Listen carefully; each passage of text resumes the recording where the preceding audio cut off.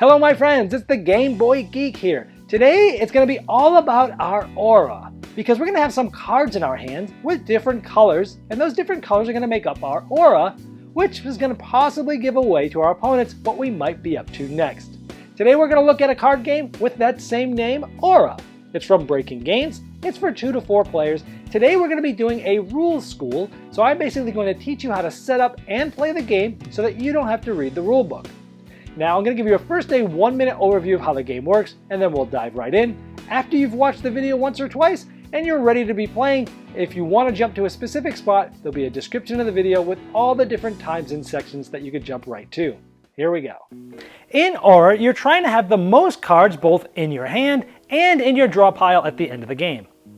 The active player is playing cards and trying to force all the other players to lose cards by having a bigger number of the same color. However, thanks to Trump, certain colors can beat other colors even if the number is less, so you need to watch out. And the active player can be tricky by playing same numbers of cards which chain them together, which if any of those weren't beat, then none of them are beat. For each card not blocked, that player is going to have to discard a certain amount of cards from the game or their hand or their draw pile. And causing people to discard cards is going to help you win the game. There's also advanced variants which give you special action cards which adds more strategy to the game. To set up the game initially, you'll have to take the 4 card decks that are in the box. You'll have to take the cards out and construct 4 decks. You'll separate the decks out by color and by player. So for example, here we have colors of purple, red, green, blue, and beige. Now these all go to one player, and how do I know that? Is by counting the number of lines that are going through here. There's just one for all of these 5 different decks. Now there's 10 cards in each of these decks. This all makes up one player's deck. Now for example, this would be the 5 decks of the colors for the second player because there's 2 lines on each of those. And there'll be some with 3 lines and some with 4 lines. You'll put all those decks together so each player has 5 decks of the 5 different colors. All of them have the same amount of lines on them. Each of those colored decks have 10 cards in them, and they have numbers 1 through 8, a wild card, and an action card. Here's the single action card in each of those different colors. In purple it's reverse, in red it's return, in green it's double, in blue it's trade, in beige it's block. Since this is your first time playing, you're going to remove each one of these cards from the decks that you have. You'll then shuffle this deck so that there's all different colors going in there. Again, in this case, in the player with the 2 lines, and every card in here will be that because that's how we have assembled this deck. You'll have this, you'll have a player aid, and you'll have an aura card. These will be set to the side, these 2 cards for now. And then what you're going to do is everyone is going to draw the top card off their deck, and whoever has the highest number is going to be the player that is going to go first. A wild is a 1 through 8 of your choice. If there's a tie, the tied players will continue drawing cards off the top one at a time until there is no longer a tie. Each player then reshuffles their deck together, including the cards they had used to see who went first. An opponent will cut the deck, and then once that's done, they'll take the aura card and they'll place it on the bottom of their deck just like that. Each player will then draw the top 8 cards off of their deck to hold them secretly in their hands so they can see them but nobody else can. The object of the game is to have the most cards both in your hand and part of your deck when the first player runs out of cards completely. Each round of the game will go through 5 different phases. The first phase is called the play phase. In this phase, the active player will place anywhere between 2 and 5 cards face down in any order in front of them like that. In this case, we chose 4 cards. Now there's 2 restrictions. These cards have to all either be the same color or they all have to be different colors. In this case, I chose all different colors. After the active players played their cards in clockwise order, the next players will go just above it. So the next player will put 3 cards down here. They can put as little as they want, but they can never place more cards than the active player placed. So this player placed 3 cards here, and then the next player, which is the last one in the game, placed these cards here. Let's talk about what these do in just a moment. Then we'll move on to the reveal phase where all the cards are flipped face up. After flipped, if any of the cards are wild, starting with the active player on the bottom and moving their way up, each of those players in those orders get to decide what is going to be that wild number. It can be between 1 and 8. For simplicity reasons, let's just assume this player selects this as an 8. Next, we move to the discard phase, where we're going to see who's going to be losing cards. The active player can never lose cards. The other players are trying to not lose any cards if possible. So how does losing cards happen? Well, each of these players are trying to basically block the cards that the active player played.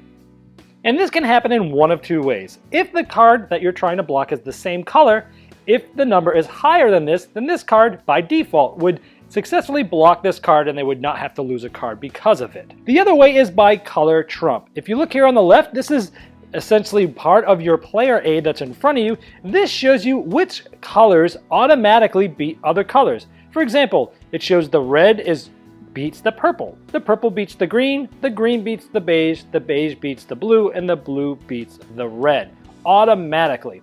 So this card here was red, and as we see, blue would beat red, so regardless of what the values of these numbers were, it automatically beats that red by default. And same here is this card would by default normally beat this. So that's what happens. We're going to go into some other examples here because there's actually more going on here than meets the eye. But first let's talk about what happens when somebody loses a card. Also in regards to the trump, notice that purple beats green, and on the green card shows purple. This basically shows you which color can trump this color. The number of cards you'll discard is equal to the number of cards you unsuccessfully blocked. So in this case, let's say 2 cards were unsuccessfully blocked, so this player would lose 2 cards. You can take those cards and put them in the discard pile from one of 3 different places. One of them is from the cards that you actually play to try to block, any of them. The other is from your hand, and the last is from the top of your draw deck. If you're taking from the draw deck, you have to say how many you're taking before you look at them. So let's say we took 1 from our hand and we put it out, and we took 1 from the top. Because we said 1, we can now look at it and put this face up. This is going to go into a discard pile with the other card from my hand. Now let's look at this example and see how many cards each player is appearing to be losing because of unsuccessful blocks. This player is green versus green. If you remember, this wild was an 8. An 8 is bigger than a 7. They're the same color, so this is an unsuccessful block. The beige, if you look at the player aid, the trump, beige beats blue no matter what the numbers. So this is successful. And this blue beats red, so it is successful. If you don't have a card, it's an unsuccessful block. So it appears this player is going to have 2 unsuccessful blocks there. This player has an unsuccessful block here because they didn't place anything. Blue versus blue, this number is bigger, that's successful. This one is blue versus red, blue always beats red in the trump, so this is successful. And then this one beats this, so it appears this player is only going to have 1 unsuccessful block. Now the active player did something tricky here. They did what's called chaining. Anytime the active player plays more than 1 card that has the same number, regardless of the colors of the cards, and regardless as to the placement of them, meaning they don't have to be adjacent. These cards are known as chained. And what that means is that any opponent that did not successfully block all cards that were chained means they did not block any of the cards that were chained. And that's huge because this card, by trump, normally would have beaten the blue. But because this was an unsuccessful block, and this card is chained with this for the ones, now this card automatically cannot block it. So this player lost 1 here because it was the 7 versus the 8, and was unsuccessfully blocking this because of the chain and this. So this player has to discard now 3 cards through the methods already talked about. This player was able to actually beat both chains because they're the same colors, and the numbers are larger, so this player still just loses 1 through the discarding method. Next, you move to the cleanup phase, where you take all the cards that were played that are still out there, and you place them on the bottom of your draw deck. If you remember at the beginning of the game, we placed the aura card at the bottom. Eventually, this card will make its way to the top. When this happens, you take it off, you shuffle your entire deck up, and then you'll place this aura card at the bottom, and we suggest you put it sideways so you can see how close it is getting to the top, because as it gets to the top, and when it does, that will trigger the end game that we'll get to later. At this point in the cleanup phase, if the active player had all of their cards blocked, then they get to take an additional turn immediately, starting with the play phase, but this only happens once per turn, so essentially they can get 1 additional turn until it comes back around through all the other players to them again. The next phase is the draw phase, where each player must draw up to 5 cards into their hand if they have room for them all, with a max hand count of 8. So you must draw up to 5, but once you get to 8, you stop drawing. You cannot draw less than 5 to keep your hand smaller. After the draw phase, the next player clockwise would be the active player, and you play through those 5 phases again. The game ends as soon as that sideways aura card comes to the top of your deck. At this point, whoever has the most cards combined in their draw deck and in their hand will win the game. If it's a tie, the player with the fewest wild cards in their discard pile wins. If there's still a tie, the lowest total card value discarded wins. So you would add all the cards in your discard pile and the lowest one would win. After you're familiar with the game, you might want to add in the action cards. I have the red action card here as a return. This is the active player. In general, the action cards are stronger than any number and any wild card. So if this was the active player, the return would be able to successfully block either of these cards if they were the active card. Conversely, if this return card was played as the active player's card, it would also not be blocked by any of those two cards. However, due to trump, the color blue would still beat this red return card. Also, just like the wild cards, the action cards get resolved starting with the active player and then working their way up. If any player has more than one action card and/or wild cards, that player gets to determine in what order they're done. The return card allows you to select any one card that's been played that round and put it back into the owner's hand. It could be an opponent, it could also be yourself, it could even be this very same return card. Also, when doing this, if you take one of your own cards back in your hand, you could cause it so that all your cards are blocked to get a second turn right away. The double card causes all players that unsuccessfully block this round to lose twice as many cards as they normally would. More than one double card does not do anything more. The trade card allows you to trade this card with any card in your discard pile and place it down. If that card has an action on it, you can do that action right away. Also, using the trade card is the only way to get around the exception of as the active player playing all the same color or all different colors.